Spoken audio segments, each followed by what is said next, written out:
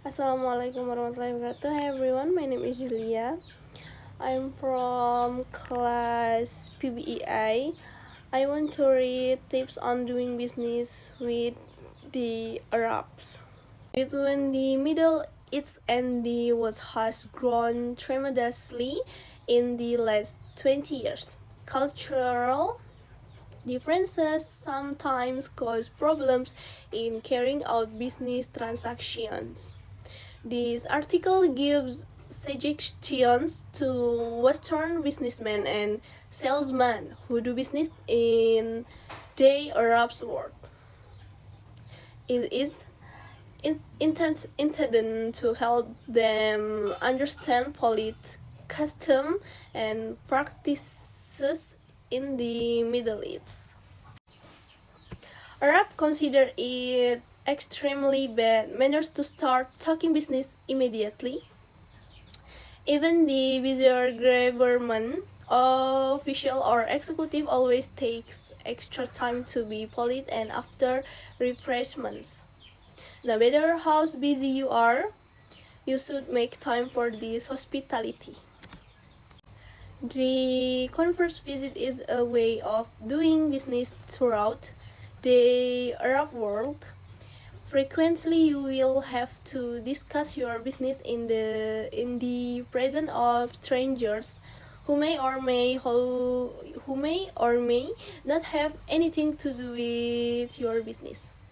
Do you not be surprised if your meeting is interrupted several times by people who went into the room, unannounced, whisper or speak softly to the person with whom you are talking in live? As do you do not hire you as do you do not hear and never show displeasure at being interrupted.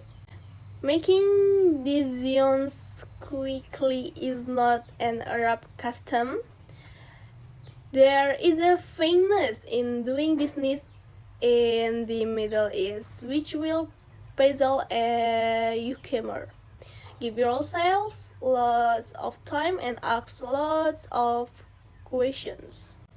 Patience is an important quality. You may have to wait to these days to see high-level government officials as they are very busy. Give yourself enough time.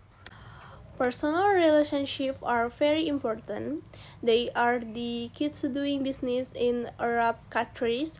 Try to identify the decision maker regarding your product or service immediately and get to know him on a friendly basis.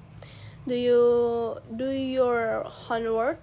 Be prepared to discuss details of your product or proposal.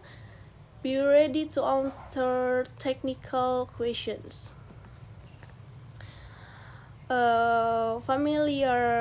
Familiarize yourself with the Muslim and national holidays. Often a visit during Ramadan, the Muslim men of fasting.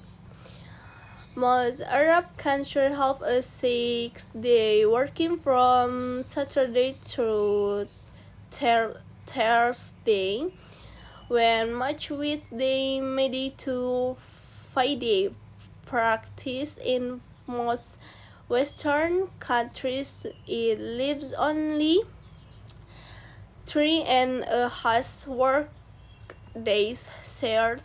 Remember this in planning your opinions. Muslims do not eat pork. Some are strict about the religion's prohibition against alcohol beverages. If you are not sure, wait for your host to suggest the proper thing to drink.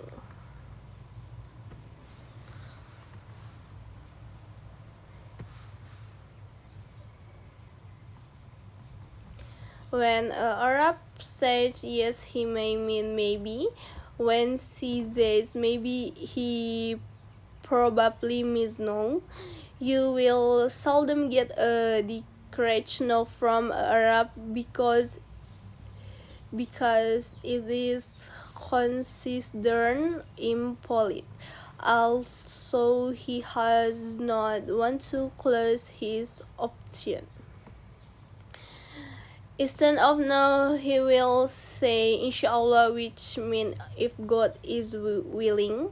On the other hand, yes, that's not necessarily mean yes. A smile and a slow nod might seem like an agreement, but in fact, your host is being polite. And Arab consider it impolite to disagree with a guest. Okay, so the conclusion is business with Arab requires understanding their culture. People should be polite, patient, and rise into business. Building professional relationship is very important, and communication is often indirect, so we need to understand the real meaning behind their words.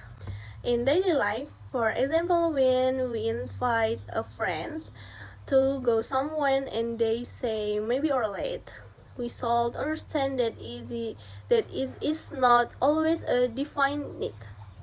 Yes, so we should not force them, and we need to be patient. Okay, thank you very much. Wassalamualaikum warahmatullahi wabarakatuh.